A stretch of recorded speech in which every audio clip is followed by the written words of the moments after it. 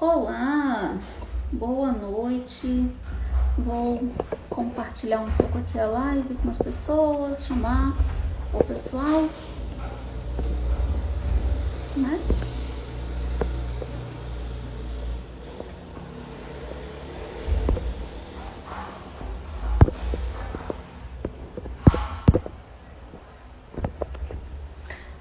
Oi, gente, boa noite. Deixa eu só esperar a Fabi entrar, que a gente já começa. Como vocês estão? Tudo bem com vocês? Vocês viram aqui que eu nomeei, né, a live? Nós vamos falar sobre perícia judicial. Então, todas as dúvidas que vocês tiverem sobre artigos do CPC que são importantes para o perito, dúvidas sobre como se portar no ambiente jurídico, quais são as consequências de não saber e não cumprir com as leis, com o que a lei determina, né? Ah, tá aqui a Fabi. Oi! Boa noite! Ah, olha quem veio dar boa noite pra gente também. A minha aluna, Tá minha certo. garota, tá na janela. Oi, gente, tudo bem? Oi! Eu Tudo bem? não tô gostando muito disso, não. Ela tá com uma cara muito desconfiada. Ah, é. Vai pra lá, vai brincar. Deixa eu afastar um pouquinho aqui, enquanto o povo tá entrando, né? Então, deixa eu apresentar a nossa convidada que com certeza todo mundo conhece, mas vamos lá. Para quem porventura ainda não conheça, a Fabiana, que é uma perita bem conhecida por aqui, ela lançou recentemente um e-book sobre perícia judicial, por isso é a nossa convidada de hoje, porque ela tem expertise para falar sobre, né? Estudou bastante para escrever o e-book, com certeza, e tem anos de experiência aí. Então tem conhecimento teórico e prático e vai ajudar a gente aqui a entender um pouco melhor sobre perícia judicial. E aí, Isso aí. Fabi, seja bem-vinda. Obrigada. É um prazer estar aqui com você. Você sabe que eu gosto de você, te admiro como perita, como uma menina nova que estuda, que está engajada e que corre atrás. Todas as pessoas que têm essa paixão pela profissão e vontade de aprender e vontade de chegar lá, eu tenho muita admiração bom, vocês sabem. Eu vou... a gente fez um roteirinho, né? Eu gosto até de... Você me mandou um roteirinho, eu gosto até de sempre ter esse roteirinho para a gente Não se começar. perder, né? Para otimizar, né, a live. Eu queria começar falando sobre a importância da perícia judicial para quem é perito e não é da área jurídica. Porque é muito importante que quem não faz parte da área jurídica tenha um mínimo de conhecimento sobre perícia judicial, porque existem certas situações dentro de um processo, certos ritos, decoro, que a gente precisa prestar atenção para não atropelar o andamento do processo por conta do devido processo legal e também por conta da imparcialidade que o perito ele precisa ter dentro de um processo. E tem muita situação que a pessoa que não é do meio jurídico, ela tem muita dificuldade. Como é que eu vou me dirigir ao juiz? Eu posso falar com os advogados? Qual é o limite? Até onde eu posso ir? Entendeu? Então, a importância desse conhecimento, ele é um mínimo. As pessoas que trabalham com perícia judicial, elas têm que ter um mínimo de conhecimento a respeito dessa situação. A primeira vez que eu fui falar com um juiz, né, foi assim de surpresa. Eu estava ali para falar com o pessoal da vara, estava conversando com o diretor e a juíza apareceu, né? Aí ela falou comigo, falou assim, eu vou só responder umas coisas aqui e a gente já conversa. E entrou para a sala dela, né? E eu fiquei assim, porque eu não esperava que eu ia falar com a juíza. E apesar de eu já saber, né, assim, como que trata ela, como que chama, né? Eu fiquei assim meio em dúvida, meio travada ali, que parece que deu um branco, eu fui pro Google, como chamar a juíza? Ali, né? Doutora, excelência, enfim, tá tudo bem. Eu já vi quem colocasse em petições ao ilustre juiz. Não é. Ilustre você trata o perito, você trata o advogado. O juiz, ele é sempre Vossa Excelência, sempre. Ele é sempre meritíssimo, Vossa Excelência, porque, não vou... Ai, que bobagem isso. Não, gente, não é bobagem.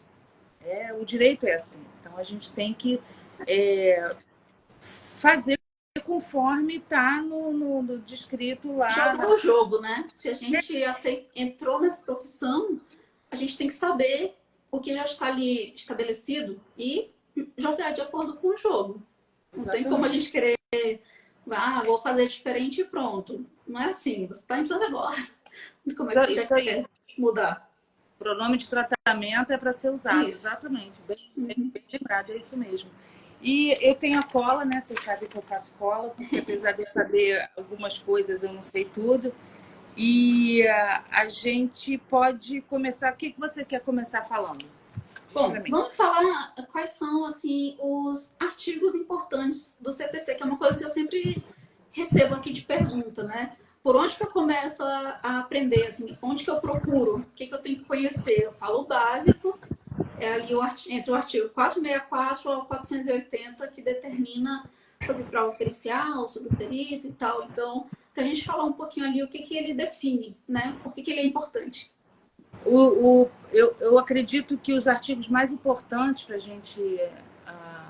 não precisa decorar, mas alguns a gente usa tanto que a gente acaba decorando. Primeiro, o 95, que fala sobre o pagamento da justiça. O artigo 95 ele é importantíssimo porque você precisa saber quem é que vai te pagar.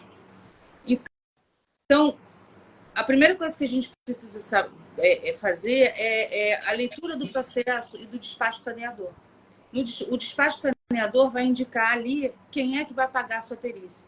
Se a perícia ela foi requerida pela parte autora, é ela quem vai pagar. Se ela foi requerida pela parte ré, é ela quem vai pagar. Se ela foi requerida pelas duas partes, elas vão dividir 50%. Se ela for determinada pelo juiz, o que é isso, ser determinado pelo juiz? O juiz, no despacho saneador, que é aquele despacho que ele arruma o processo, por isso que o nome dele é sanear, é porque ele limpa tudo e ele faz um resumo, né, do que aconteceu até aquele momento, da petição inicial, da contestação, da réplica. Aí o juiz fala as partes para a produção de prova. Aí eles vão requerer ou não. Eles vão pedir o andamento, o rito normal do processo. Aí o que vai acontecer? A gente tem que ler direitinho o despacho saneador para que a gente entenda o que o juiz quer. Sempre vai ser o que o juiz quer. O que o advogado fala, o que o advogado não fala, a gente só vai considerar quando a gente tiver alguma coisa relevante a ser considerada no que os advogados falam, porque eles estão ali defendendo os interesses de quem pagou os honorários deles. Então, o que a gente vai ver? Quando ela é requerida pelo juízo, a perícia é dividida pelos dois, 50% e 50%. Mas em relação à gratuidade de justiça, se você teve uma perícia, se você foi nomeado numa perícia em que uma das partes é detentora da gratuidade de justiça e a outra não, a parte que não detém, ela é que vai pagar. Então, você vai receber 50%. Então, a gente sempre tem que prestar atenção quem vai pagar a perícia e se ela foi determinada pelo juiz. Então, isso está no artigo 95. O outro artigo importante, os artigos importantes são 156, 158, que fala sobre a necessidade de perícia dentro de um processo. E muita gente também nos pergunta em relação a requerer os 50% adiantados. Isso é uma coisa muito delicada. Lembrando que isso é uma opinião, é o que eu passo para as pessoas e é uma coisa que a gente... É uma opinião minha. Por que eu não peço? Porque existem situações em que você pode perder e ter que devolver aquele valor. Um exemplo é o acordo entre as partes antes da perícia, antes da entrega do laudo. Mas havendo a diligência, você pode até convencer com argumentos ao juiz que você trabalhou, entendeu? Então, você, pelo menos aqueles 50% que estão ali, ele vai ficar para mim. Eu não preciso receber os outros 50% depois. Mas, né? E se houve Não foi acordo... feito nem coleta ainda, nem nada. E se você não saiu de casa? Você nem está ali, aquele processo ali, oba, recebi os 50%, gastei, né? Fui para o restaurante, gastei. E eu sempre destaco, quando me perguntam isso, que a gente pode demorar para receber, mas quando a gente tem que devolver, o prazo ali é 15 dias e você tem que dar um jeito de devolver. O prazo é rápido.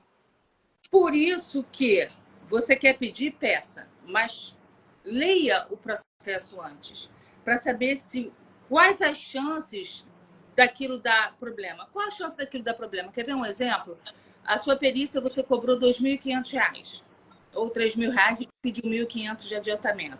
O valor da causa é de R$ 5.000. Então, imagina o réu sabendo que se ele perder a prova, se ele perder o processo, porque o juiz ele vai julgar de acordo com a prova pericial. Não era... Juridicamente não é bem assim. Mas a gente sabe que o juiz sempre vai pegar nosso laudo e vai fazer a conclusão dele em cima do nosso laudo. O réu, o advogado que é mais esperto, que tem ali um perito lá no ouvido dele, vai falar assim, olha, faz acordo, pede a perda da prova. Sabe por quê? Porque se você perder, você vai pagar o advogado da outra parte, as custas do processo, a indenização, o valor em dobro e o perito. Então, quem vai ser chutado nesse processo vai ser o perito. Então, a gente tem que ter essa inteligência pericial para ler o processo naquele momento e perceber, opa, este aqui eu posso pedir. Não, esse aqui é melhor eu esperar um pouquinho, vai que dá ruim. Porque a gente tem que se precaver. Eu sou uma pessoa que sou muito desconfiada de tudo. Então, eu sempre estou pensando à frente numa situação que pode ou não acontecer. Entendeu? Tá notando... Eu só peço quando eu vou fazer alguma... se precisa ir para algum lugar distante, se eu vou gastar... se eu tiver como justificar, sabe? Se fizer acordo e pedir para devolver, aí eu vou lá e menciono, né? Dia tal, queria dizer de diligência, tive gasto de deslocamento, blá, blá, blá. Que aí eu sei que eu tenho chances de ficar com esses 50%. Mas se não tiver nada assim que eu saiba que eu vou gastar, eu costumo não pedir para ficar tranquila, para saber que não, que senão a qualquer momento uma intimação ali, perito devolvo, você já recebeu. E aí se eu não tiver dinheiro em caixa, eu vou ficar desesperada. Então, eu prefiro não arriscar. E é tão difícil ter dinheiro em caixa, né? Sobrando. O dinheiro nunca está sobrando. Bastante. O dinheiro entra na conta, ele nem respira, ele já entra e sai. Ele só faz uma visita, né? Ele entra e tchau. E você lá no Amazonas também tinha muita despesa de deslocamento, né? Sim. Porque... Né? Então, aqui como eu tenho as cidades ao redor de Belo Horizonte, né? Eu acredito que eu vou continuar tendo algumas, porque eu vou poder atender essas cidades próximas. Em Minas, mas lá em Minas, pois é. Então, assim, acredito que eu vou receber nomeações em que eu possa pedir esse adiantamento para cobrir esse gasto. Em Manaus, eu geralmente ia, né, para cidades ali mais próximas, que é possível ir de carro. Então, aconteceu bastante de eu pedir o adiantamento e o juiz aceitar, né, e me deferir os 50%. Eles conhecem a regra do jogo, né? Muito lugar lá em cima tinha que ir de barco. E essa situação é bem complicada mesmo. E aonde que está isso, já que a gente está falando de CPC, e aonde que está esse adiantamento? É no artigo 465, parágrafo 4º. Aí eu vou ler aqui. O juiz poderá autorizar o pagamento de até 50% dos honorários arbitrados a favor do perito no início dos trabalhos, devendo o remanescente ser pago apenas ao final, depois de entregue o laudo e prestado todos os esclarecimentos necessários. Muita gente fala, eu entreguei o laudo, qual o prazo para pagar os honorários? Gente, calma.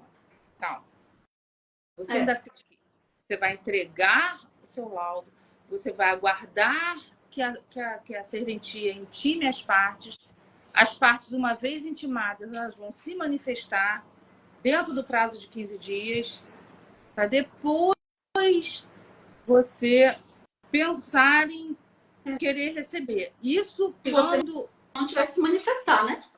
Responder ali algum questionamento extra. Isso. E também existem situações em que o juiz ele trabalha somente na fase de execução do processo, após o trânsito em julgado. Uhum. Então, assim, não tem mais nada para se fazer. O processo transitou em julgado, aí que ele vai entrar na fase de execução, porque ainda quando entra na fase de execução, ainda cabe embargos, entendeu?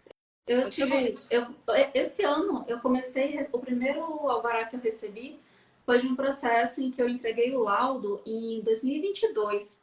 E aí foi para a segunda instância, ficou lá, né, e tal, voltou agora. E agora que eu recebi os meus honorários de um laudo entregue em 2022.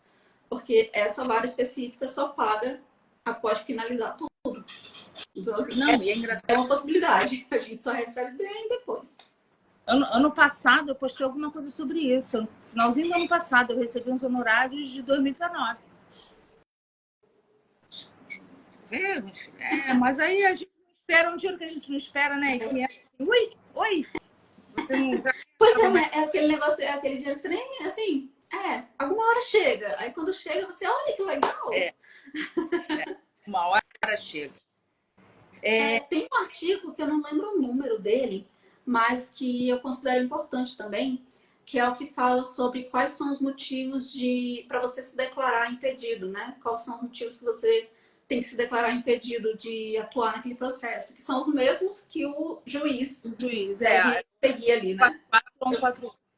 Não lembro qual é o número dele. Artigos 144 a 148. São... Eu disse que essa mulher especialista sabe o CPC de cor. 4 a 148. São os principais artigos. 156 a 158, 464 a 480, 144 a 148.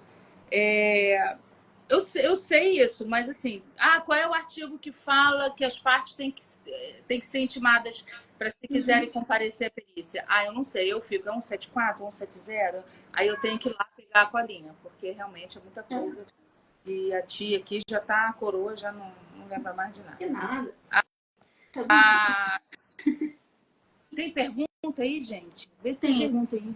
Tem uma pergunta aqui que eu já vi. Eu não meto a mão porque toda vez que eu fui mexer, eu saía da live. Olha, o Rodrigo perguntou sobre peritos impugnando o despacho do juiz. Gente. Ai, Rodrigo. Falar. Então, perito, ele está ali como o auxiliar do juiz. Ele não está ali para debater decisões do juiz. A gente já viu pedido de reconsideração. Não façam. Assim, mas não tem mais. Não façam. Se você pediu R$3.000 de honorários, o juiz arbitrou em 600, você faz se você quiser. Você tem todo o direito de chegar e avisar o juiz, olha, com todo respeito, Vossa Excelência, por R$600 eu não vou fazer. Entendeu? A gente não tem que bancar aquele não ficar debatendo ali, querendo. Debatendo, é o juiz que manda no processo. Então, por mais que eu entenda que quem está começando agora quer mostrar serviço, quer trabalhar, mas eu vou ficar queimada na vara. Não vai, porque são 8.000 processos numa vara. Preciso de um perito. Ele vai lembrar que lá naquele processo, no mês passado, você não aceitou. Não, ele não vai. São 8, 10, 15 mil processos numa vara, nessas grandes comarcas de capital, é muita gente. Também. Então, são muitos peritos cadastrados, né? Eu fui verificar só no TJM, que é de onde eu morava, tem 2.400 peritos cadastrados. Então, assim, é muita gente para eles ficarem lembrando, aquela ali, não aceitou 600. Não, ele não vai, sabe? Não vai. A não ser e se você seja muito... passa dos limites legal, assim. Aí o cara vai parar de ser. Aqui nunca mais. Essa aqui... Mas se você só não respeitou, tá tudo bem. Desrespeitosa, chata, liga para cá todo dia, fica perguntando coisas. Porque, assim, se a gente for ver, são 8.000 processos e de vários assuntos. A perícia grafotécnica, por exemplo, é mínima em relação à demanda de processos que eles têm dentro dos cartórios. Entendeu? Então, vai ficar ligando, vai ficar perturbando, vai ficar mandando e-mail toda hora. O cara, não, lá vem aquela. Dá trabalho. Essa aqui dá trabalho. Dá trabalho. A gente Eles não. auxiliar, né? Nós temos que ajudar e não atrapalhar. Olha, pessoal.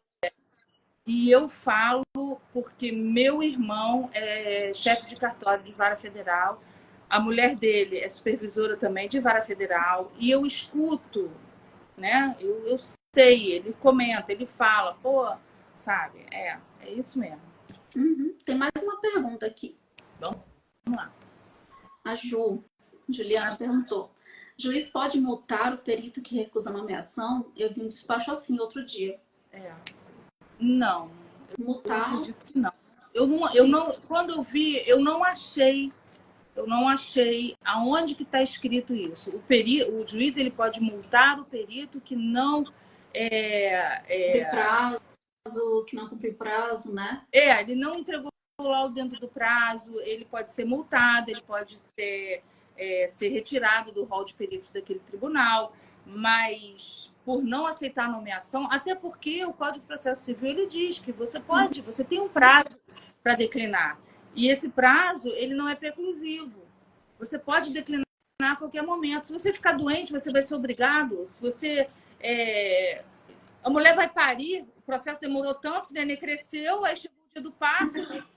Entendeu? Eu não declinei, mas uma época que eu até comentei aqui, né, que eu torci o tornozelo e eu não conseguia...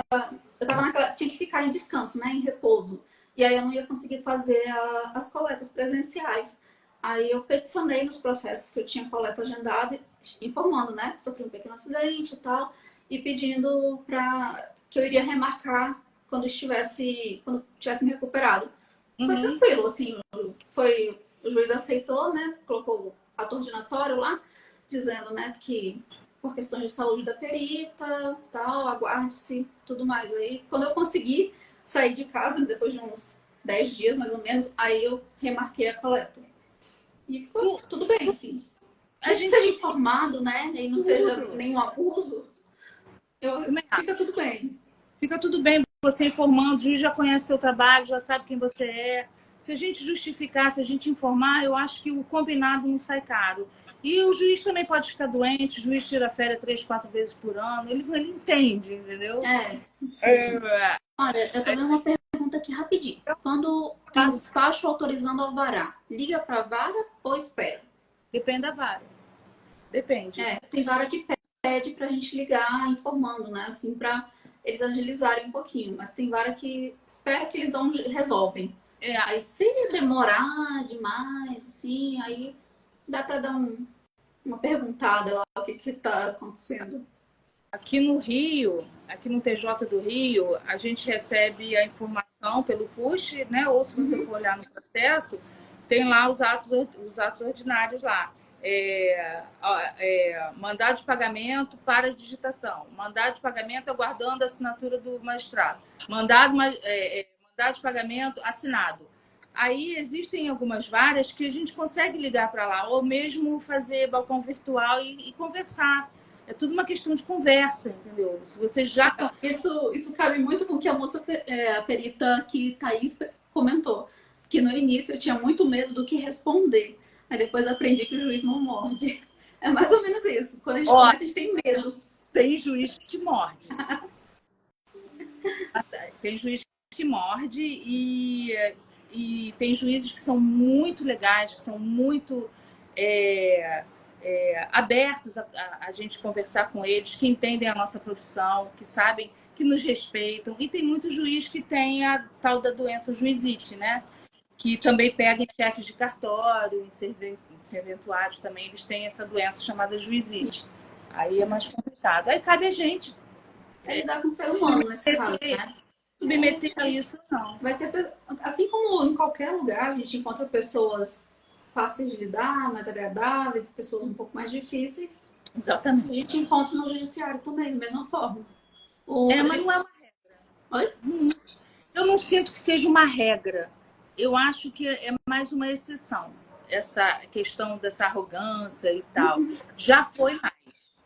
Os juízes hoje estão muito jovens, né? Você É vê verdade, aqui, sim. né?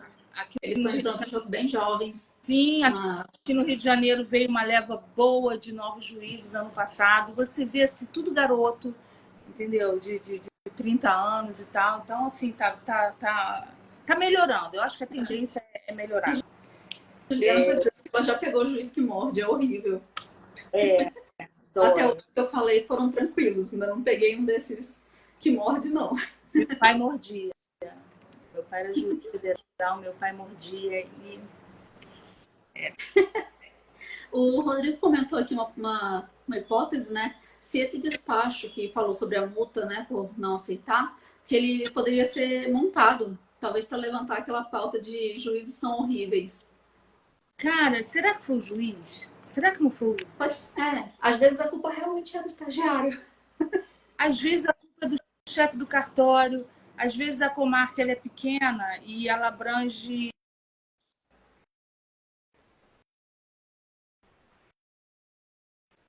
Tá.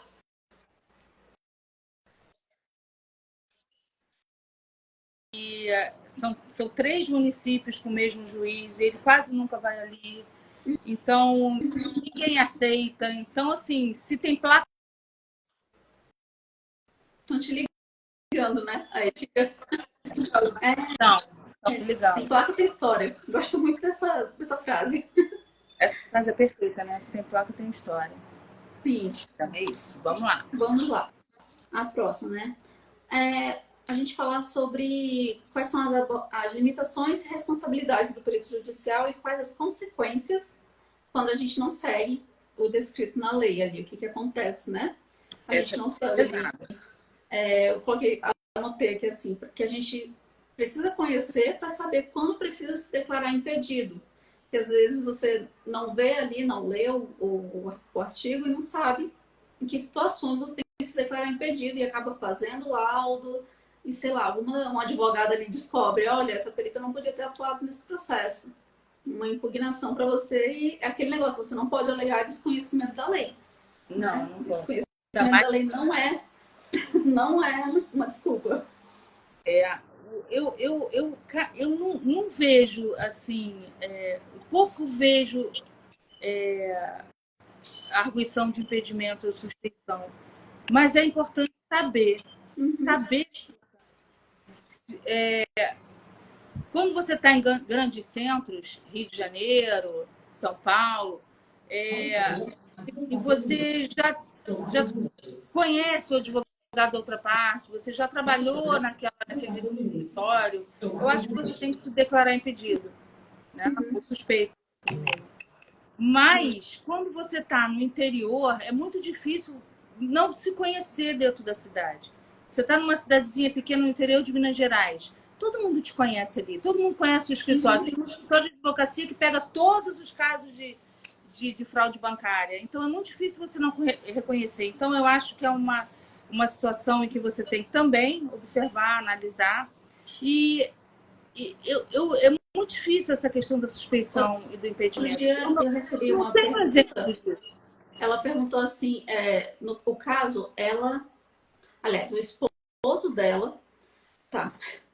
A mãe do esposo dela conhecia a parte, né, a pericianda. E aí ela estava em dúvida se isso era um motivo para impedimento ou não. E aí eu mostrei lá o artigo do CPC que fala quais são os casos ali de impedimento. Falei para ela analisar, né? Assim, você tem contato, sua mãe, a mãe, né, sua sogra ali. Falei para ela analisar ali a situação e ela não se declarou impedida. Ela viu ali que não tinha muita lógica. Ficou tudo bem. Ficou tudo bem. Fez tudo, entregou o laudo, certo. E eu nunca ouvi falar de punição. Eu já ouvi falar de punição por outros motivos. Já ouvi falar de perito que ficou bem. Porque essas coisas ninguém fala, né? Porque esses cursos caça-níqueis gostam de falar que Um é simples tudo trabalho. maravilha, e ficam postando os sucessos e tal, mas a gente sabe que os fracassos, ninguém vai postar fracasso. Uhum.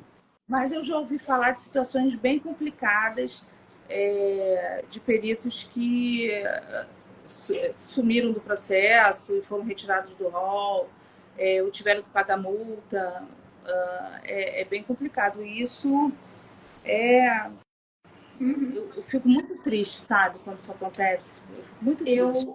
Eu já vi um caso em que eu fui nomeada para ser a segunda, fazer uma segunda perícia, porque a primeira que foi feita foi assim, baixa qualidade. E aí o perito foi intimado a devolver o valor que ele tinha recebido de adiantamento, né? Porque está no CPC que a perícia é inconclusiva ou deficiente, né? Ele É, pode reduzir os honorários dele e tal. E aí, sei que o perito conseguiu se justificar e não devolveu, né? Ele só não recebeu o restante do pagamento dele. Ele conseguiu ali dizer, né, que ele fez e tal, mas e assim, isso eu acho que suja. Porque você fez um. A gente vê cada laudo por aí que é aceito, né? Quando a gente atua como assistente. Aí imagina um laudo que foi tão baixa qualidade que o juiz cancelou e pediu outra perícia. é. E é triste porque no final das contas tem não sei quantos mil peritos espalhados por aí, mas no final das contas todo mundo acaba se conhecendo.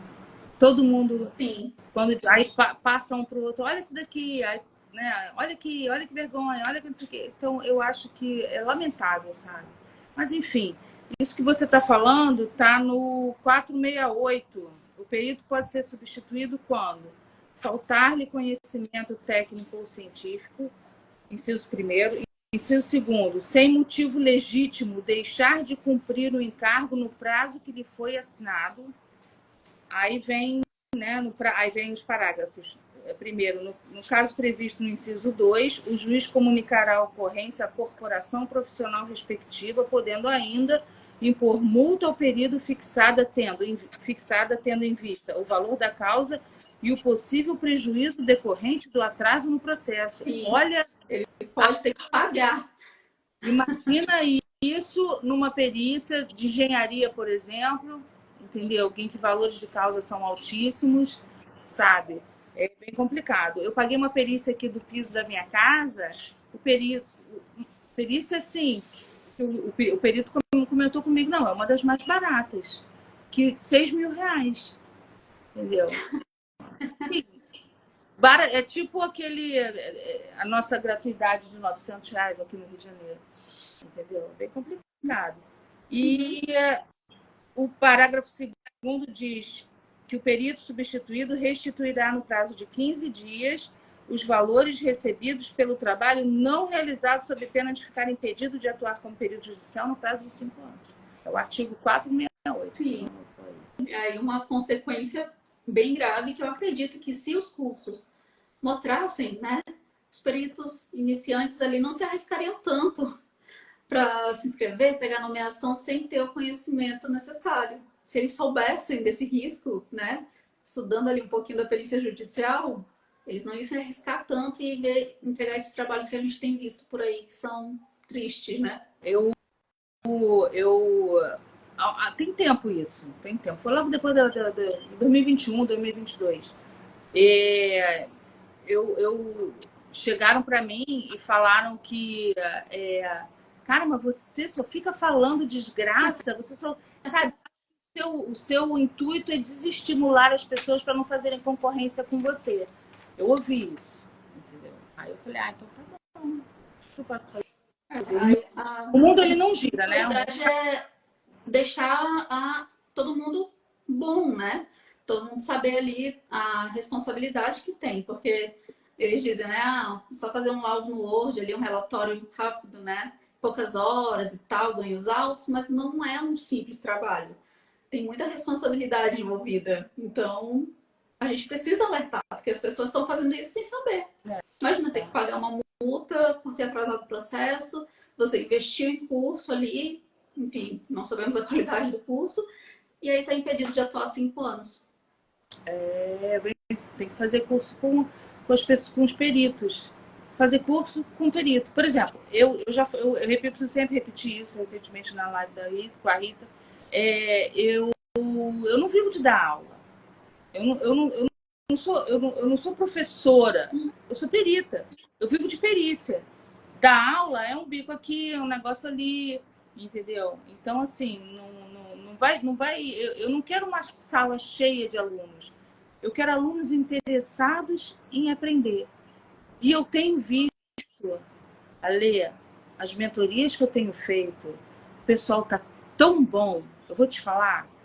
Aí eu leio os laudos assim, aquele português corretinho, bonitinho, aquele laudo perfeitinho, sabe? Com tudo que tem que ter, com as análises periciais corretas. E as pessoas, eu tô muito insegura. Eu falei, gente, não, vai, tá, Matuco, não, com medo, vai com medo mesmo. Você tá preparada? Eu tenho visto isso, entendeu? Eu tenho visto gente bem preparada. Eu acho que o nosso aviso, né, de tanta gente falar, né, não é simples, você tem que se especializar, tem que estudar e tal. A gente fica batendo nessa tecla, alguém tá ouvindo, né? E esse pessoal que tá ouvindo tá procurando melhorar, se especializar, estudar e tal. Assim, tá tendo um bom efeito. Quanto tempo que eu vivo de. Quanto tempo eu levei para começar a viver de perícia? Tem a pergunta aí. Uhum. Olha, bota uns 3 anos aí. Bota uns 3 anos de relação. Desses 3 anos, eu acho que 1 ano eu trabalhei de graça com o meu professor, né? E uns 2 anos esperando as nomeações. Eu tive que esperar, como todo mundo aqui no Rio de Janeiro, os 2 anos de certificado.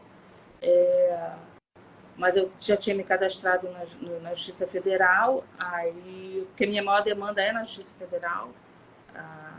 Você bota uns 3 anos e pouco.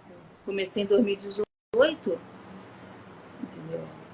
Esse ano que eu larguei, ano passado eu saí do meu emprego CLT e esse ano que eu estou vivendo de perícia.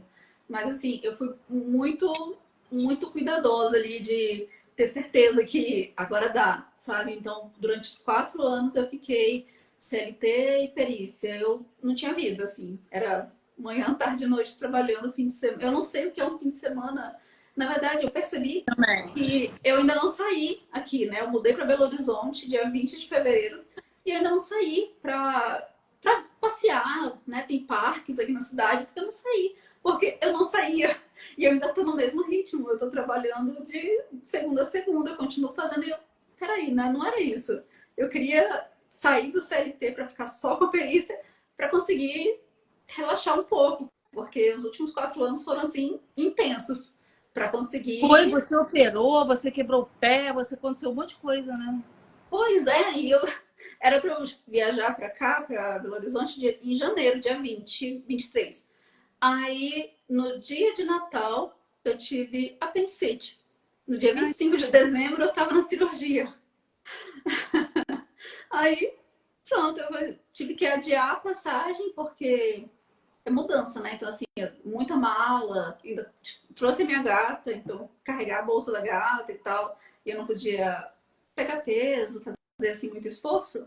Aí o médico, né, achou também por bem eu descansar pelo menos 30 dias ali, aí eu passei para fevereiro, que já dava 40 e poucos dias, para ficar mais tranquila. Aí, não olha porque não. não deu para eu vir antes. E, nossa, foi assim, no dia do Natal, até hoje eu penso no bolo de chocolate que eu não comi na ceia, porque eu já tava me sentindo mal, eu já tava ali meio enjoada, sentindo dor e tal. Eu achei que era. Eu até fiquei assim, gente, mas eu já tô passando mal, eu ainda nem comi. Eu não consegui comer e tava passando mal antes da ceia, né? Nossa. O que você pode dizer para os novatos como eu, além de estudar, é claro? Olha, calma. Calma, porque ninguém se forma médico em 1 ano, ninguém se forma advogado em 6 meses, entendeu?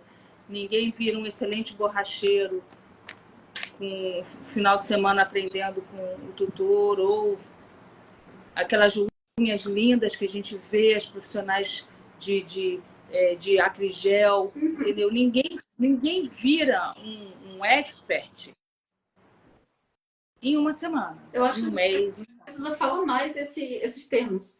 O perito é o quê? Ele é um especialista na sua área. Você não é especialista com 2 meses, com 20 horas de curso. Isso não faz de você especialista. Não, Então, eu demorei para aprender, e essa vida de viver de perito, de viver de perícia, ela não é um mar de rosas.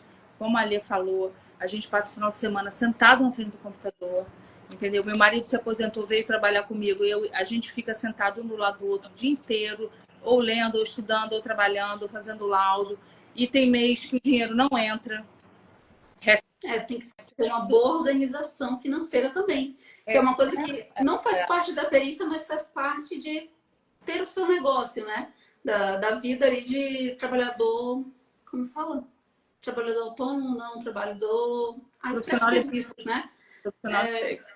Isso, que alguns meses você vai receber vários honorários ali, e no outro mês não vai entrar nenhum. Então tem que. Aí o que acontece? O mês que você recebe bem, você tem que pagar, às vezes, aquilo que você deixou de pagar porque você não Sim, recebeu. Então, verdade. guardar o dinheiro é bem complicado. Entendeu? Principalmente janeiro, que é o mês ali que o pessoal tá de recesso, tá voltando ainda e tal. É difícil receber honorários em janeiro. Então é um. E é logo depois do Natal, né? Que é ali o mês que a gente tem um gasto maior. Mas tem que ter uma consciência ali de dar uma guardada ali, uma segurada, porque em janeiro dificilmente você recebe honorários. Até, Aí vem. digo até fevereiro, porque eu esse ano eu recebi depois do carnaval. O primeiro ovará que caiu foi depois do carnaval. Tá. E nomeação também, eu tô achando que não tá entrando. Sim, Eu não sei se. percebi isso. Eu fiz uma enquete, teve gente que. Nossa! Esse ano já tive 25 nomeações e tal. Gente, cara, que bom que você teve. E acendo uma vela, porque tem muita gente falando que tá complicado, Sim, percebi que também. saíram muito, entendeu? Mas vai melhorar. Deixa eu só Vamos, responder 2 perguntas que eu vi passando aqui, pode falar. não interrompi. Teve uma pessoa perguntando para a gente indicar curso. E assim, tanto a Fabi quanto eu temos cursos, né? A Fabi abre de vez em quando ali as oficinas de laudo, né? Eu já participei de uma e é muito legal, muito boa, gostei bastante. E eu também tenho cursos, então assim, indicamos os nossos, mas eu também indico do Loucos por Perícia, né? Que eu acho muito bom, mas eu considero que é bom para ser assim o segundo curso, porque ele aborda muito o lado científico da perícia grafoscópica, e eu acho maravilhoso. Eu acho incrível, adorei fazer o curso deles, né, de grafoscopia. Mas talvez quem está começando possa ter alguma dificuldade ali de entender. Mas maravilhoso. E da Jaque, né, da Jaqueline Tirotti, que é uma profissional excelente, também sempre indico. Quando me perguntam, eu falo, olha, indico o meu e indico esses dois. Você indica mais alguém?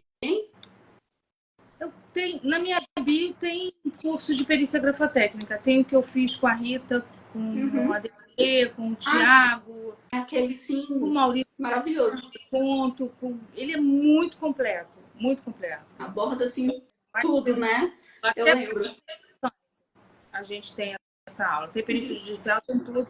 É um curso gravado, entendeu? Mas, assim, eu sempre tiro dúvida das pessoas. Nunca me furtei a isso.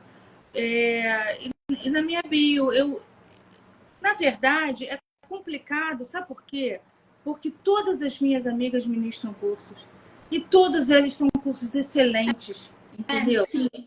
Então, assim, busquem cursos que estejam dentro do seu orçamento, mas que sejam ministrados por peritos e não por aventureiros. Acompanha ali, dá uma olhada, né, na pessoa, o profissional, o professor que vai dar aula, se ele atua, se ele faz trabalho, se ele compartilha até quem grava stories ali, né? Dá para você ver a pessoa, como que ela se comunica, se você gosta dessa comunicação, se é boa para você, né? Sim, com certeza. Não tomar uma decisão assim, o primeiro que eu achei, já quero esse. Dá uma analisada. Pesquisa, faça uma. Tem muito curioso ministrando curso. Tem muita gente que fez o curso lá, aquele curso lá que a gente sabe, e na semana seguinte já está fazendo apostila, já está querendo vender. Sim. Muito. Eu já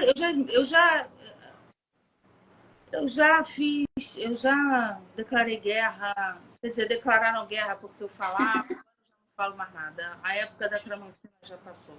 Agora eu não sou mais também. Sim, sim. Eu tomo muita porrada, sabe? As Sim. pessoas vêm A muito faca tramontina, né? ah, Corte é, aqui. não. Outra pergunta foi, a Patrícia perguntou, assim, que ela conhece a advogada da parte.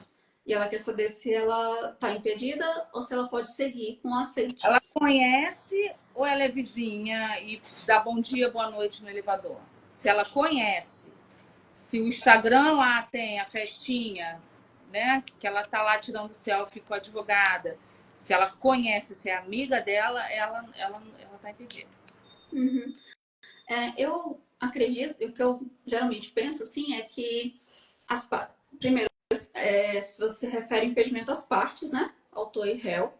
E se você tiver alguma relação muito próxima de alguns advogados, né? Aí você pode ser depois, e a outra parte pode vir falar, né? Olha, a perita é amiga da advogada, né? Estou desconfiando aqui, levantar suspeitas sobre você. Olha, E aí, olha aqui o Instagram dela, o print do Instagram dela aqui ela na festa.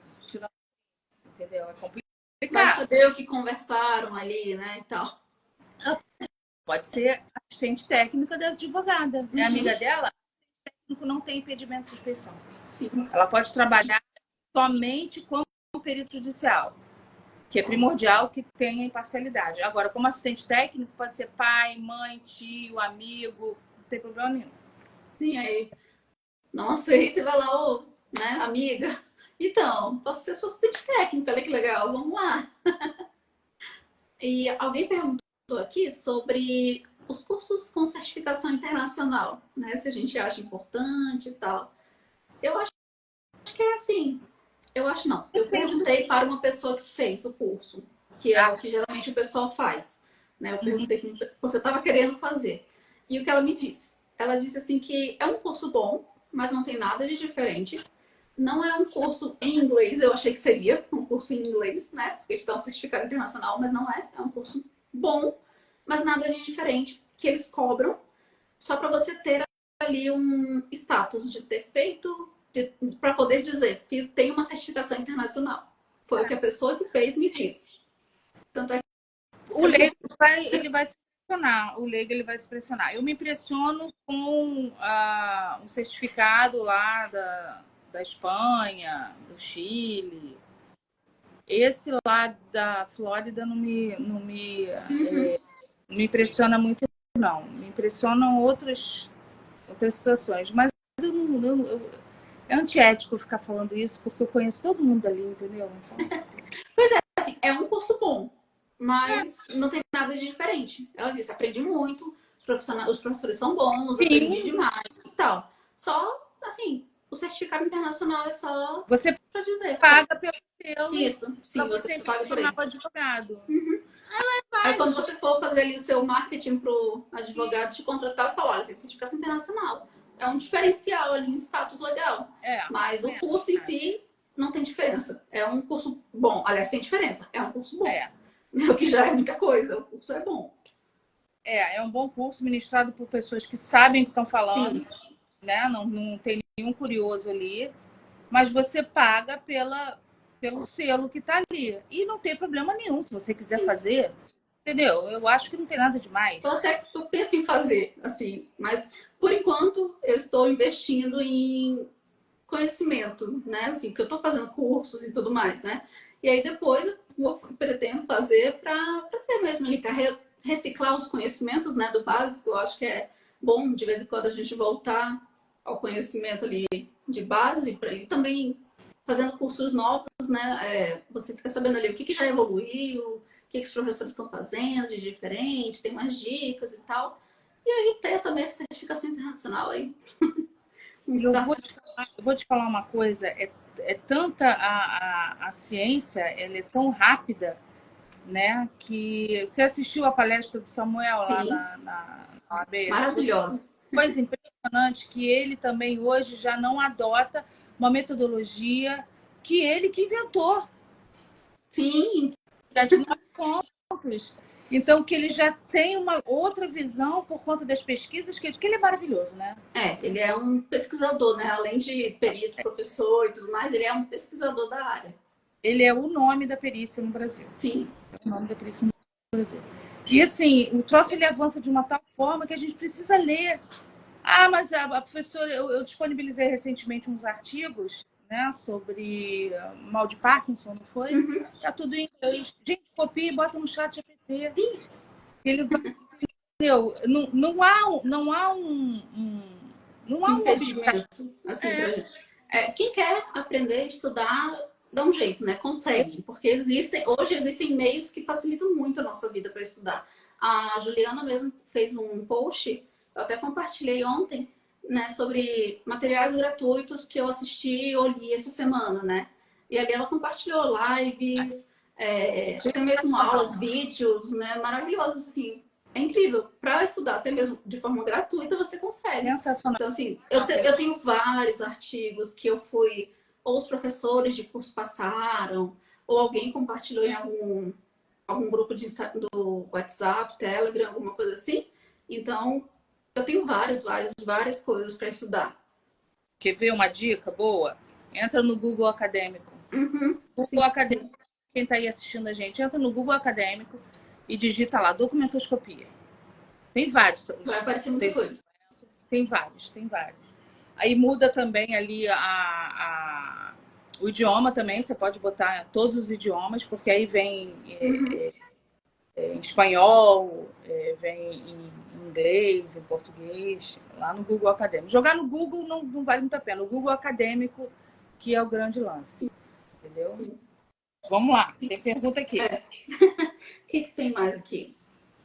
Uma coisa que me perguntam é sobre quando você é nomeado ali, o juiz também abre prazo para apresentar quesitos, né? E, geralmente ali 15 dias para indicar assistente, técnico e apresentar quesitos.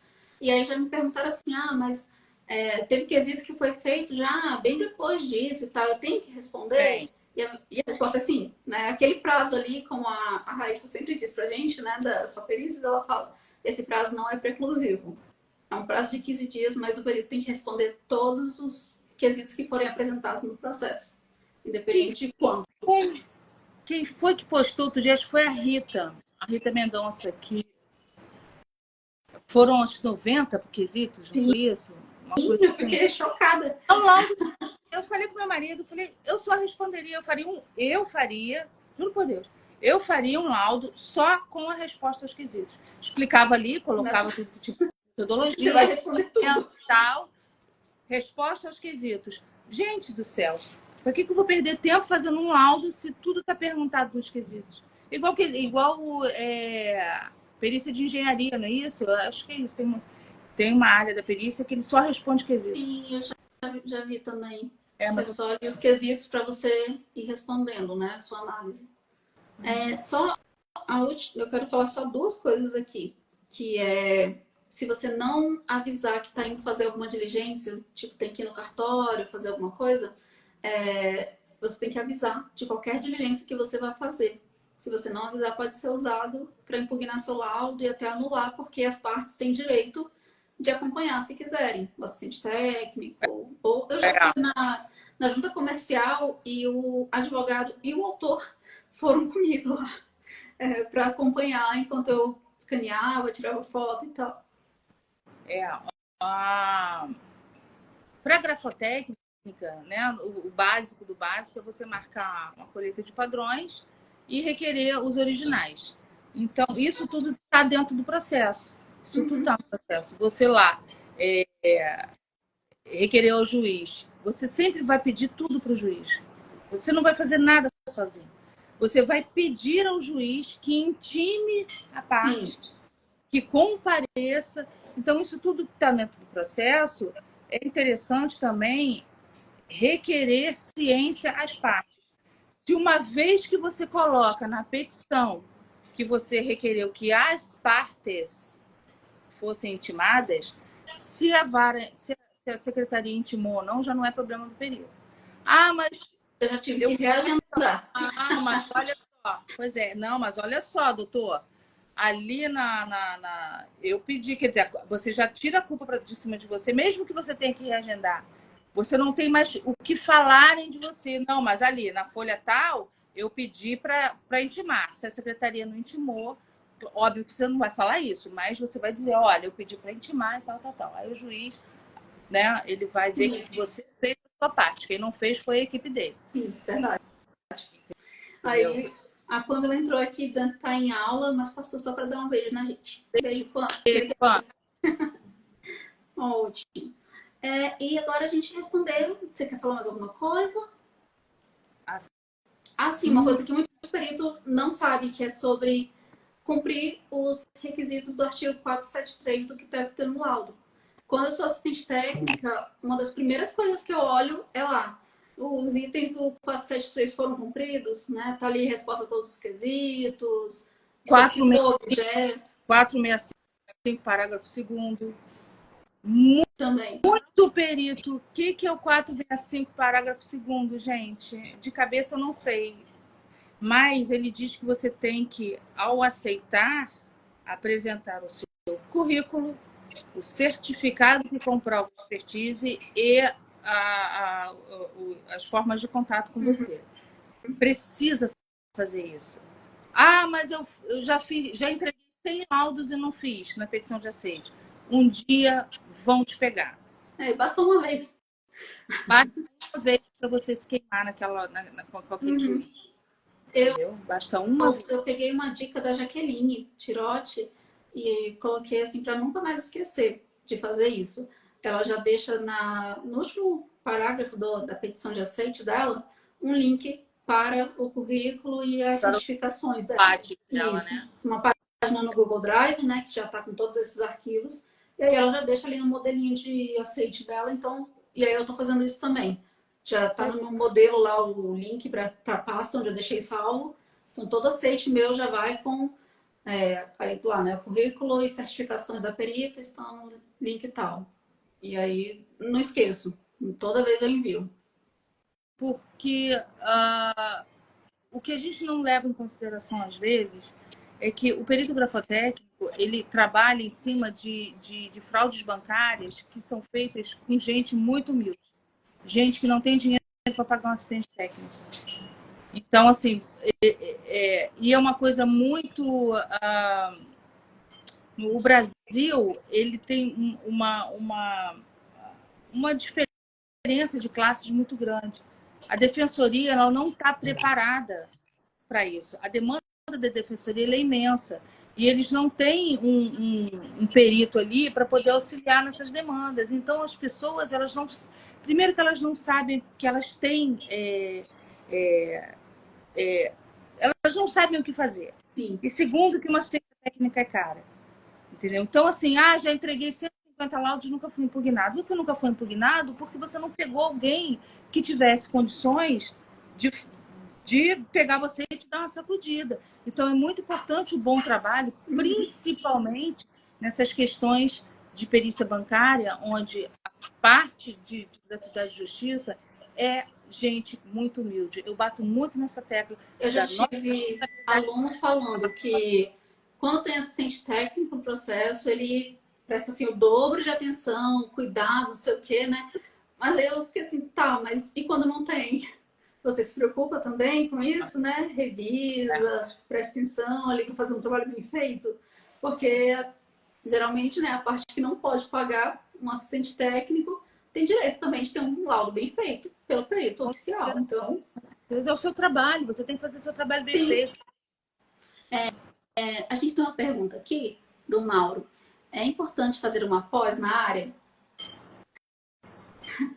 Ultimamente, né? O pessoal tem falado até que vai ser obrigatório. Tem tribunal que está começando a exigir, eu não me lembro de cabeça, mas tem tribunal que está começando a exigir. Eu acho o seguinte, a pós-graduação ela é um conhecimento que você vai adquirir e que ninguém vai tirar de você. O certificado certificado de especialidade, ele vai focar na tua área, naquilo que você precisa saber naquele momento. É muito. Eu, Fabiana, acho que é particular de cada pessoa. Eu fiz uma pós. Uhum. Foi o suficiente? Até o momento, eu ainda pesquiso em material da pós e ainda consigo encontrar as minhas respostas ali. Uhum. A partir do momento que eu não conseguir mais encontrar as minhas respostas, talvez eu faça uma pós. Talvez, eu não sei. Porque eu faço os cursos do Loucos por Perícia e eles me atendem muito bem naquilo que eu naquele momento preciso. Atualmente eu estou muito focada em biometria. Né? Eu já fiz com o Renato Guedes, que é excelente. Sim, eu já fiz com... Já fiz também. Entendeu? Então, assim, eu não sei. Isso é muito particular de cada pessoa. Vai robustecer o teu currículo. Quando você for se apresentar para um advogado, para fazer uma assistência técnica, nossa, ali, ele tem pós disso, pós isso, pós isso. Nossa, né? Por isso que ele está me cobrando esse valor. O valor agregado ali é muito grande. Uhum. Como perito judicial, eu não sei se é relevante, não. Eu digo que eu fui fazendo cursinho, né? Curso, mas quando eu realmente me senti assim, agora eu sei, comecei a saber, sabe? Quando eu me senti realmente preparada, foi quando eu fiz uma pós. Porque eu tive muitas informações, né, dos professores. Foi quando eu entendi que a grafoscopia é uma ciência, né, que tem um lado científico por trás. Eu entendi ali como que o cérebro processa a escrita. Eu já tinha estudado isso nos cursos, mas a forma como a pós organizada ali, né, com os conteúdos, né, a sequência de conteúdos organizados para você, os professores que trazem ali artigos, na pós que eu fiz tinha atividade prática, né, nos separávamos em grupo para fazer ali a atividade do dia e tal, ajudou muito. Foi quando eu realmente digo, agora eu entendi como é que esse negócio funciona mesmo. Né? Até eu fazer a pós, eu comecei a saber, mas eu acho que é aquele negócio, a gente faz assim, um curso disso, um curso disso, um curso disso, é meio que espalhado, né? O conhecimento ali tá na pós, você reúne tudo numa sequência planejada de aprendizagem. Eu acho que a gente tem que fazer um pouquinho de tudo. Isso que você falou agora, realmente, as atividades do curso, elas são, da pós, elas são importantes. Você aprende muito e aprende ao vivo. Tem a chance de perguntar ali para o professor. Realmente vale muito a pena. E os certificados que você faz, né? Os cursos espalhadinhos que você pega a visão minha, a visão da Jaque, a visão da Ju, a visão da Raia, a visão da Rita, e vai juntando tudo isso para que no final das contas você tenha a sua forma de trabalhar. Exatamente isso. Eu já percebi isso, sim, acho maravilhoso, sim.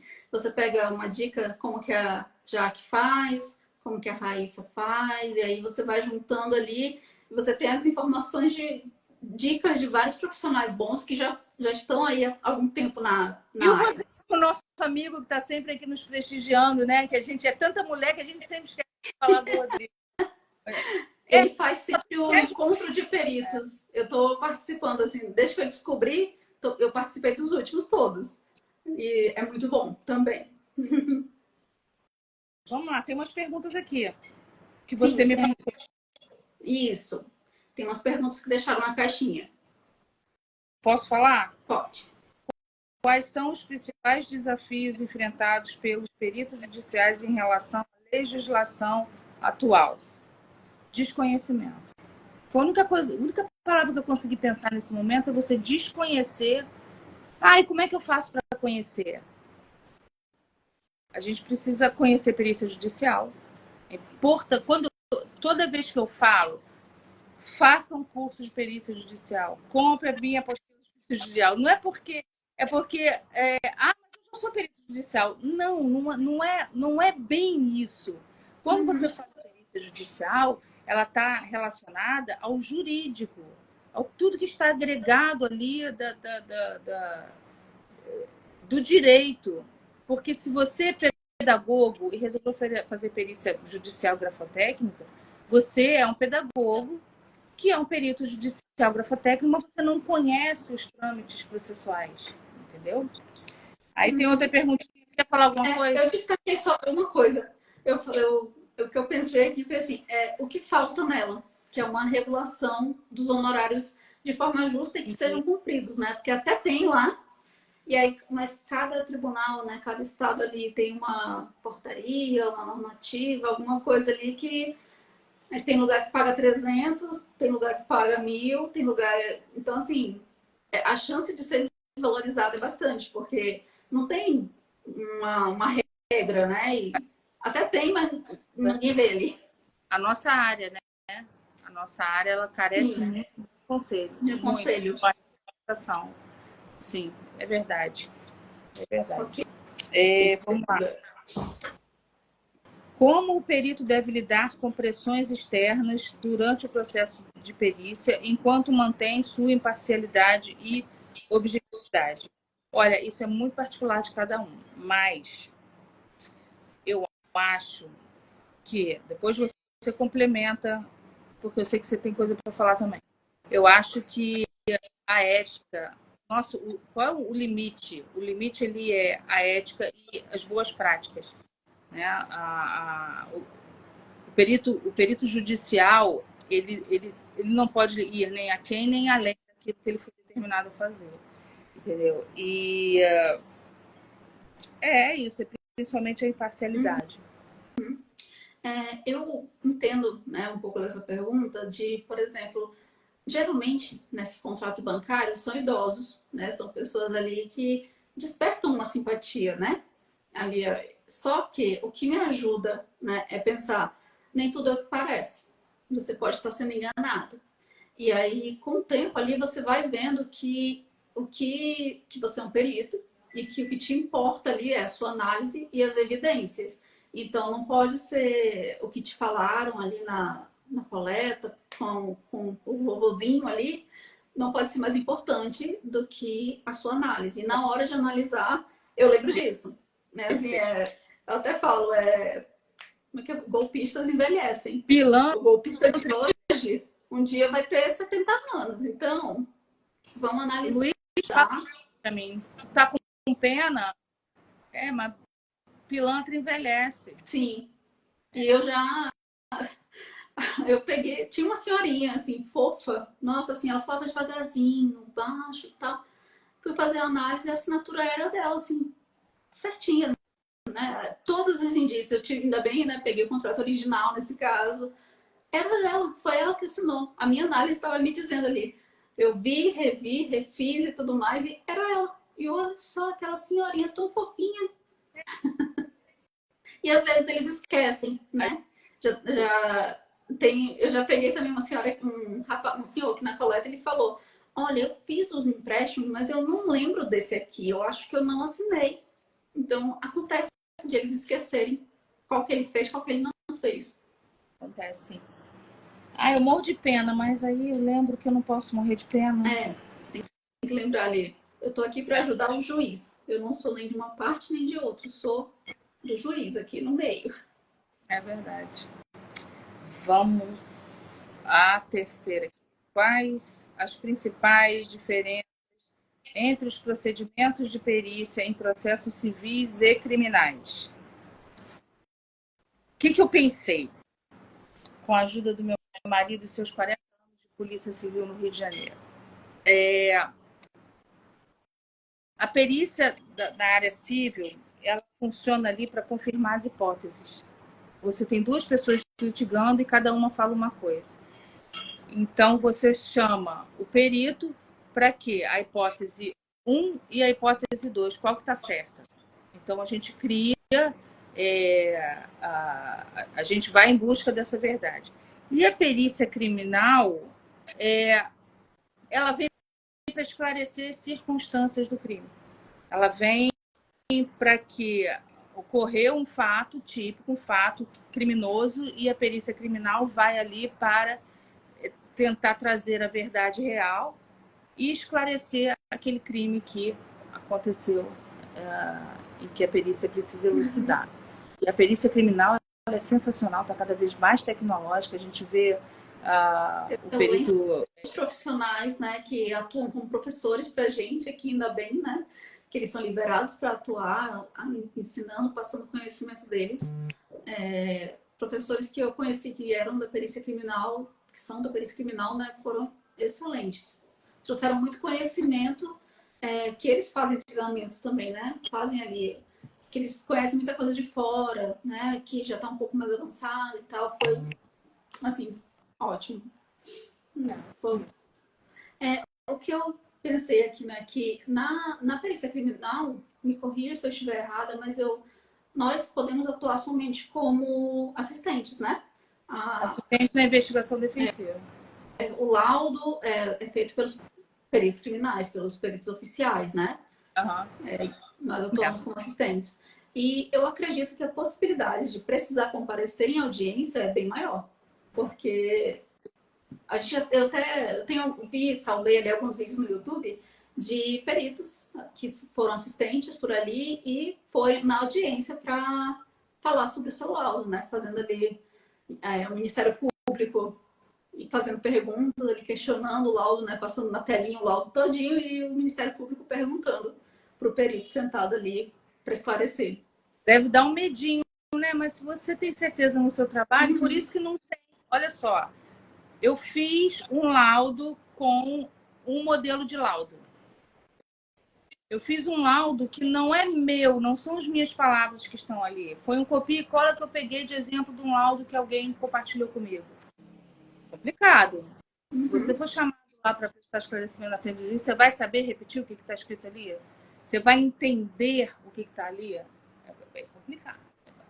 Também, eu acabei de lembrar aqui, né, desses vídeos que eu assisti de peritos em audiência criminal, que na civil, se nós formos intimados para comparecer em audiência, nós recebemos os quesitos, o que vamos perguntar antes, né?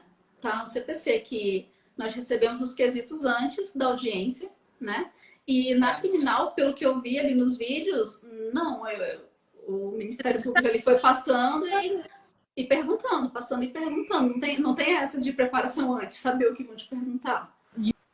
E o bagulho é doido. Sim. No crime. O bagulho é doido. Você pega aqueles grandes advogados que tem muita veemência, Sim. muita oratória e obrigado, filho. E da cadeia, né? Falso testemunho da cadeia. Tá aqui, qual é o artigo? Tem isso. É o 342 do Código Penal da cadeia. Falso testemunho, falsa perícia, tudo da cadeia. Pois é, assim, mais. Você tem que estar realmente bem preparado, né, para ir defender ali o seu trabalho, defender o que você colocou no papel. Então, isso aí. É sério. Sério, o negócio é sério. Se quiserem, depois me chama no direct que eu passo o link de um vídeo no YouTube que é a audiência completa, que o perito vai lá para falar sobre o seu laudo, o seu parecer, né? E é assim, o promotor, né? Nossa, ele sabe, daqueles que gritam, que faz aquele espetáculo, né? Que tem nas audiências criminais. E eu fiquei pensando, nossa, eu no lugar desse perito já ia estar toda fofinha, mas assim, moço, não briga comigo. Eu já ia ficar toda vermelha, certeza. E eu ficar assim, ai meu Deus do céu, moço, se acalma. Ai, eu não sou assim, não. Eu mantenho uma pose, eu levanto o queixo e eu. Imagina, correndo de medo. Cortando lá. De medo. Esse perito que estava na audiência também se manteve ali, né? Manteve, mas enfim. Sim, ó, o Rodrigo está perguntando se foi o caso do Leandro Boldrini. Foi esse caso mesmo. Acho que até de vez em quando alguém passa ali, que eu... Não quero ver, não. Coisa com criança, não vejo, não. Não, mas ele fez só da assinatura, né? Porque era questionado que a madrasta comprou um remédio para dormir, não sei, ali um remédio para o menino.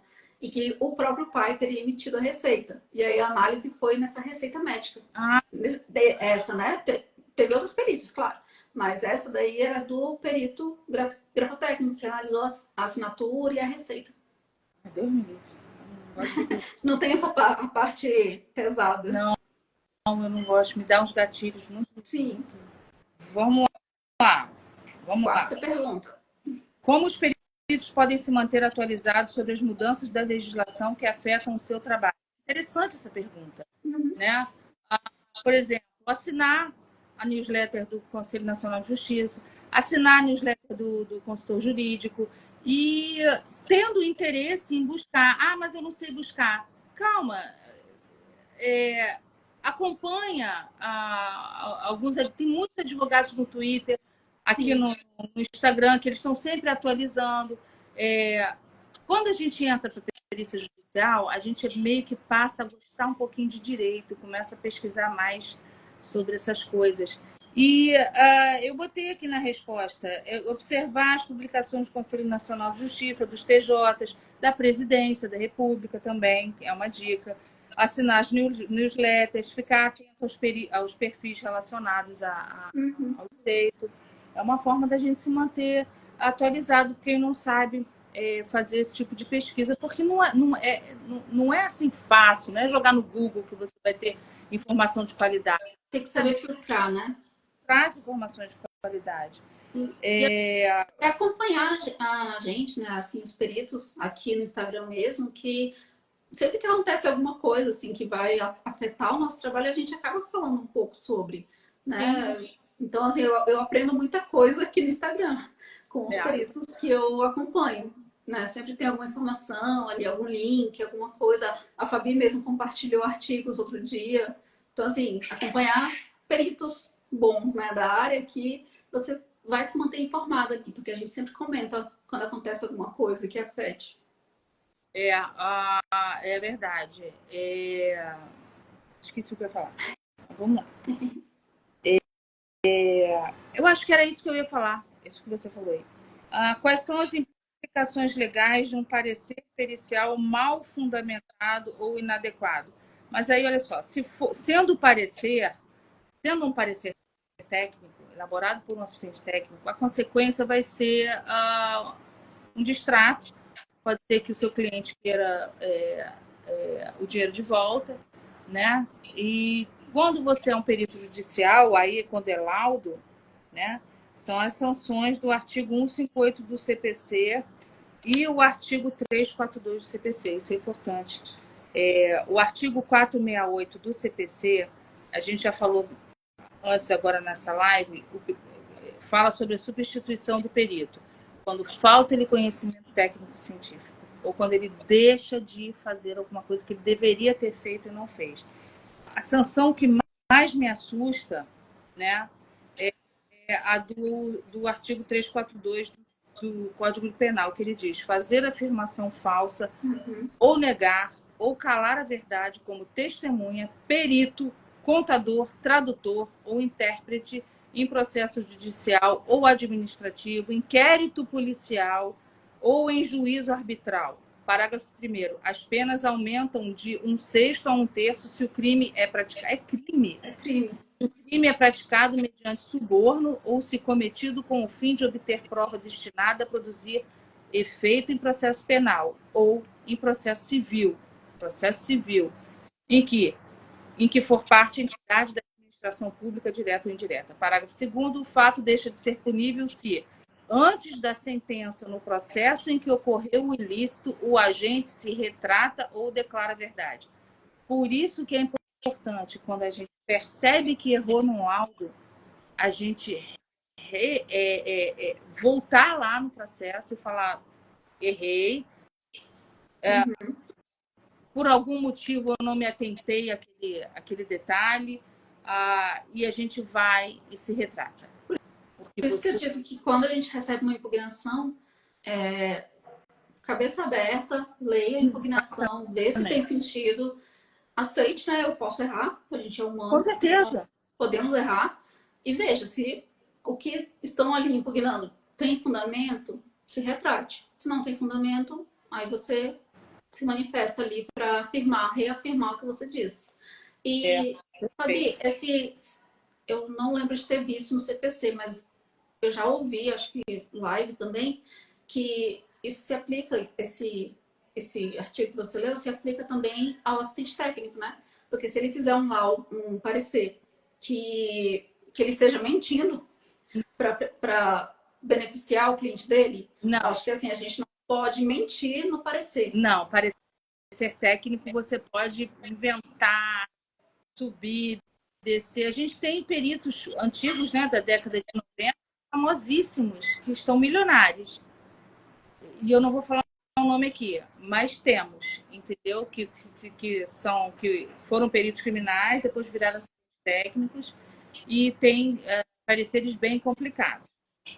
O assistente técnico, ele não assina termo de compromisso. O assistente técnico, ele é o perito da parte que o contratou. Ele assina um contrato. O que vai limitar o assistente técnico dele é a ética. Só isso. Qual é o limite? É a ética. Entendeu? Então, se você quer me contratar para falar o que você quer, eu vou aceitar ou não. Eu vou cobrar 1 milhão para mentir. É como o advogado. O advogado, porque o advogado, ele é um profissional liberal como o perito assistente técnico. Essa palavra que eu estava procurando aquela hora, profissional liberal. Isso. Senão, como é que você vai limitar o advogado a defender? Todas as pessoas têm direito a um advogado. Homicida, parricida, bicheiro, todo mundo tem direito a um advogado. E se o criminoso te contrata para fazer um parecer técnico que vai mentir ali, cabe a você aceitar ou não. Agora, a gente sabe que um perito imparcial, dentro de um processo, esses grandes processos, um perito imparcial que vai trabalhar ali naquele momento, ele vai trazer a verdade à luz das boas práticas. Tá? Então, não tem isso no código, não. Isso eu tenho certeza. O que mais? Tem mais alguma? Alguém te mandou pergunta, né? Engraçado. Não, ninguém mandou pergunta. Eu abri a caixinha, ninguém falou nada. Só diz que eu sou linda. Eu acho, sabe aquela situação quando o professor na sala perguntava, alguém tem dúvida? Aí aquela situação de eu não cheguei a entender para chegar no nível de ter dúvidas. Eu acho que quando a gente fala perícia judicial é algo assim meio amplo, né? As pessoas, por isso que eu até falei, ó, se tiver dúvidas sobre artigos, sobre como se portar e tal, para falar assim, né, sobre o que você pode perguntar. Eu acho que é essa situação. É uma coisa assim tão, não sei ali, que a pessoa precisa entender e ainda não entende, que ela não chegou no nível de perguntar. E você reparou que a gente está aqui há 1h30, a gente não falou do 473 até agora? Você pincelou alguma coisa? Coisa impressionante, sim, né? Como a gente tem coisa para falar, né? Sim, muita coisa. Uma live assim, de 1h30 não é o suficiente. Não é. Eu acho que 1h30 tem que cravar, porque senão fica muito cansativo. Mas vamos falar um pouquinho do 473? Ótimo. O que o laudo precisa conter? Exposição do objeto à perícia, análise técnico-científica realizada pelo perito, a indicação do método utilizado, esclarecendo e demonstrando ser predominantemente feito pelos especialistas da área de conhecimento ao qual se originou. Por que isso é importante? Por que o assistente técnico tem que estar atento a isso? Porque quando você apresenta um laudo, ele tem que dizer a metodologia, ele tem que dizer os equipamentos, e isso tem que ser reproduzível pela outra parte, pelo perito da outra parte, utilizando o mesmo equipamento, mesma metodologia e que se chegue ao mesmo resultado. E muita gente não se atenta a isso. Precisa dizer quais são os equipamentos que efetivamente a gente utilizou. Eu já vi laudo onde o perito dizia que usou régua, conta-fios em análise basicamente... Que era documento digitalizado. O autor morreu, não teve colheita de padrões, ele usou a documentação que estava no processo, numa assinatura que estava no contrato digitalizado. Então, ele não usou o conta-fios. Né? E usa a às vezes está no modelo e ele só ali tá no modelo, ele só passa direto e vai para a parte que ele tem que editar. Ele Aí não, chega ali não na juiz, o juiz pergunta qual foram os equipamentos. Ué, como assim? Mas no seu laudo está escrito que você usou lupa contra fios. Entendeu? Então é bem complicado. E temos aqui, ó, resposta, inciso 4, já falei 1, 2 e 3. Resposta conclusiva a todos os quesitos apresentados pelo juiz, pelas partes e pelo órgão do Ministério Público. O Eric Simões fala uma coisa muito certa no curso, que resposta conclusiva, que o legislador ele foi muito infeliz com a palavra conclusiva, porque, na verdade, o que ele quis dizer é categórico. A gente precisa responder os quesitos. A questão do quesito prejudicado, reportar ao laudo, vide folhas tais, eu acho que isso tem gente que faz e ok, mas eu acho que a gente, por força do inciso 4 do artigo 23, a gente precisa responder de forma categórica os quesitos. Porque senão não teria motivo para que isso constasse do artigo. Eu coloco conforme item tal, né? Ali metodologia e tal, e aí aspas, e pego de lá o que eu já disse, né? Que geralmente perguntam ali se eu cumpri os requisitos da coleta de padrões, né? Dos padrões. Aí eu já falei sobre isso lá na minha metodologia, aí eu coloco conforme descrito no item, aí, sei lá, 4, metodologia, abre as aspas, copio de lá e coloco lá. Mas eu não digo só vide item tal, né? Eu já pego a minha resposta lá e digo, né? Ó, já coloquei lá, tá certo, já coloquei lá. Isso, porque dependendo também do quesito, né? É aquele quesito que você já deu uma resposta brilhante nas folhas tais, ilustrado, com setinha, bonito. O negócio está gritando ali o que você quer demonstrar. Eu acho também que não tem problema nenhum você explicar que ele pode ir até aquela página para verificar o que você já escreveu. Mas não custa a pessoa escrever, conforme, exatamente isso que você falou. Está explicado, minuciado e tal, na folha tal, Eu acho que não tem problema. Vedar, no laudo, o perito deve apresentar sua fundamentação em linguagem simples. Isso. Cada vez mais, os meus laudos estão mais didáticos possível. Parece até uma apostila, né? E com coerência lógica, indicando como alcançou as conclusões. É vedado, parágrafo 2º, é vedado ao perito ultrapassar os limites da sua designação, como emitir opiniões pessoais que excedam o exame técnico ou científico do objeto da perícia. Existe diferença entre a pessoa perguntar para você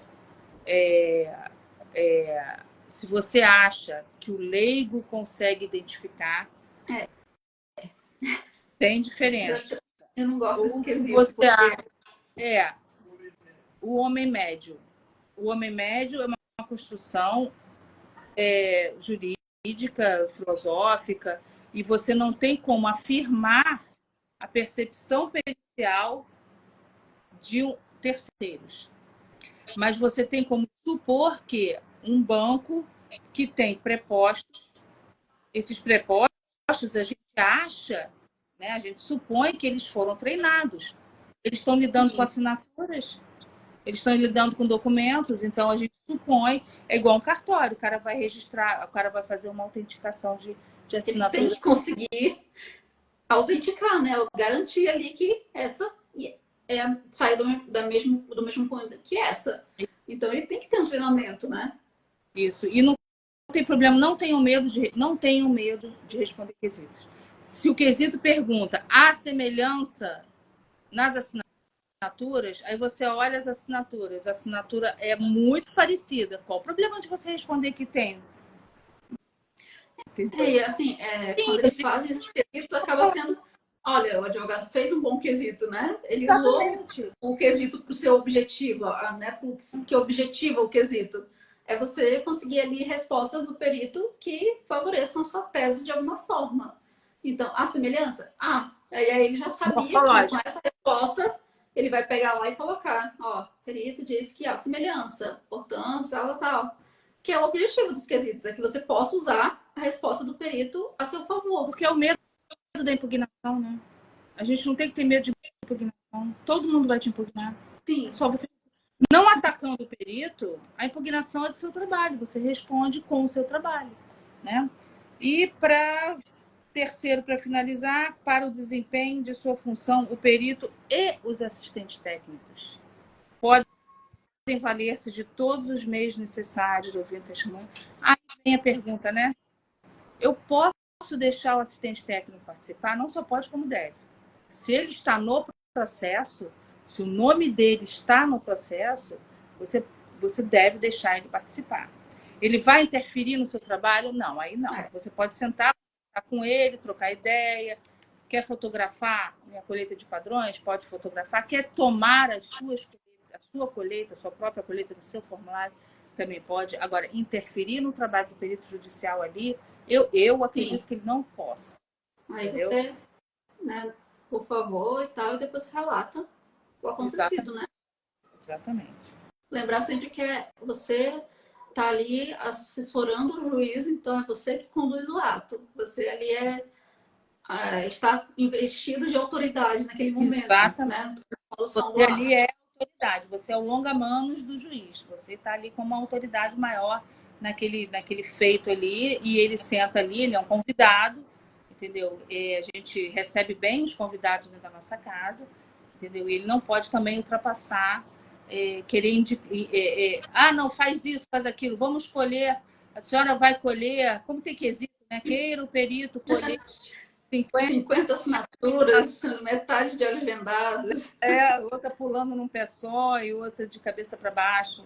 Não dá. Esse já responde assim, pedindo, né? Apresente a fundamentação, porque eu desconheço bibliografia que recomende essa colheita dessa forma. Então, me diga aí, eu coloquei assim na minha resposta, indique caso o advogado conheça a bibliografia, por favor, indicar para que a perita conheça o protocolo a ser seguido nessa situação. Nunca me responderam. Sabe o que eu já fiz?